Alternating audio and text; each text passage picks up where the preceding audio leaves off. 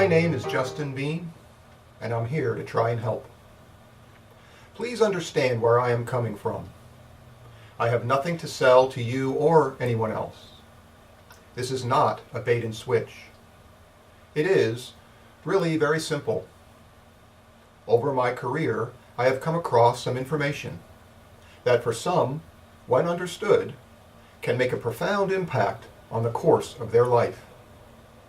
It is information that can relieve pain and suffering. And my motivation, even though I do not know you, is to try and help. Many people suffer greatly, often over long periods of time. There is an economy that enriches itself off of human suffering. It is our medical system. It is not evil. It is simply human nature. Everyone is out to make a living. As it turns out, especially for wealthy people, part of being successful, for many, includes the tendency to not want to do anything that does not increase their own personal wealth. It is not selfishness, it is human nature. Successful doctors, by and large, use the tools that they were trained to use. It is as though our education is really a pair of colored glasses through which everything that we see is interpreted. The schools we attend, the explanations that we accept, are all influenced by our education, which is in turn influenced by the economy we all rely on to make our living. Success is often seen as the ability to make a good living. I know it is at least a part of how I measure mine. The problem is that not everything that is good can be bought or sold for profit. Not every medical intervention has the capacity to fit into our economic model of fee for service. In fact, it's not uncommon for that economic model to turn on its head, encouraging the use of expensive interventions, in some cases, that do not accompany increased benefits for the user. Most interventions come with a price tag. The more impressive the medical intervention, often the more expensive, and in some cases, the more dangerous. There are plenty of practitioners out doing that sort of thing. They're all trying to help, but they are invested in a system that focuses on the economic model of healing. When an intervention cannot generate a fee, it might be ignored. Again, I am not attempting to cast aspersions on what anyone else does.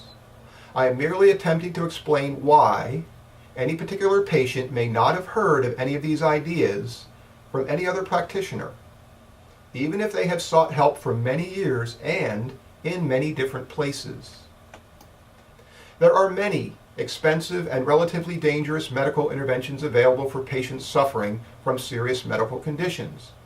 Our medical system is getting better and better at reducing the risks of these interventions, but the expenses keep growing. Now, don't get me wrong. These interventions are wonderful inventions and are life-saving in many cases, and I would not want to be without them as options. The march of medical progress is steady and in the right direction. My own intervention, that I am here to share with you now, does not take away from any of these others that are offered by any other practitioners. I respect them and what they do. Mine is just a different way of trying to help. It doesn't matter what health insurance you have. For this treatment, you are all covered. First, I'd like to back up just a little bit and start my explanation of the following.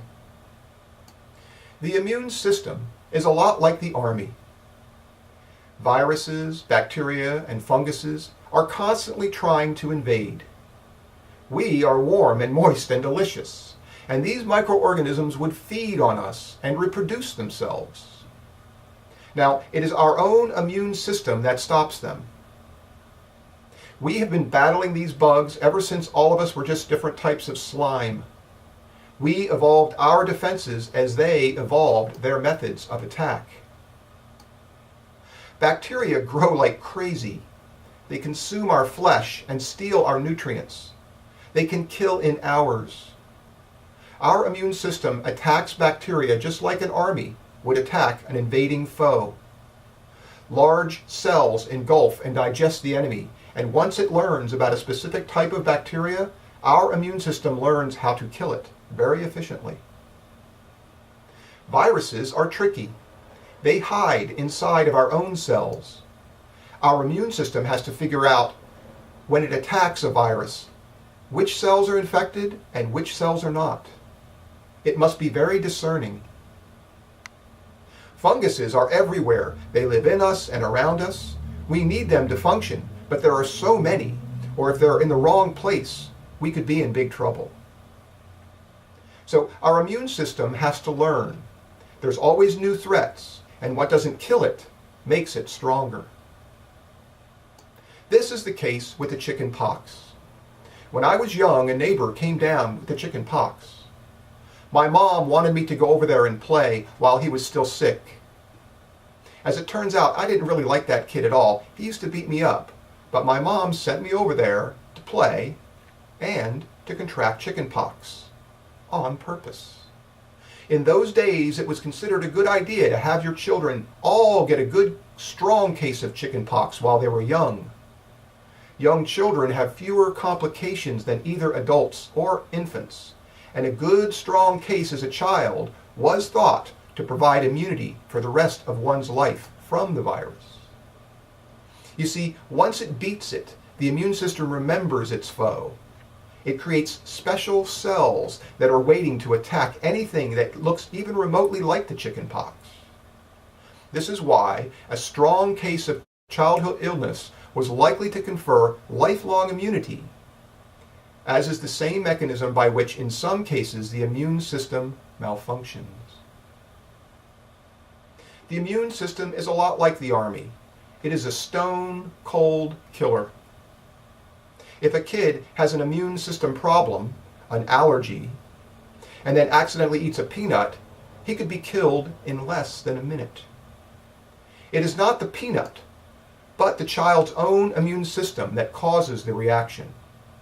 It had made cells ready to attack because it thought that the peanut was a severe threat that required an extreme reaction. That reaction represents a mistake made by the immune system. You see, a peanut protein is harmless, but the immune system thought it was a threat. The reaction is so strong it could end up killing the patient as it engages in swelling as part of the inflammatory response. So the immune system can be triggered to react by mistake as a result of exposure to a food or ingredient. This is the crux of my message. You see, the immune system is like the Army, but it's also like the Army Corps of Engineers. If we were to fall and injure ourselves, our tissues would need repair, even when we exercise moderately. The result is the death of those weakest of our muscle cells. This triggers an inflammatory response that encourages our immune system to replace them with stronger, healthier cells. It is the same immune system that must protect us from foreign threats that is also tasked with healing our bodies after we injure them. The immune system can do both, destroy and heal, and it is commonly forced to do both simultaneously.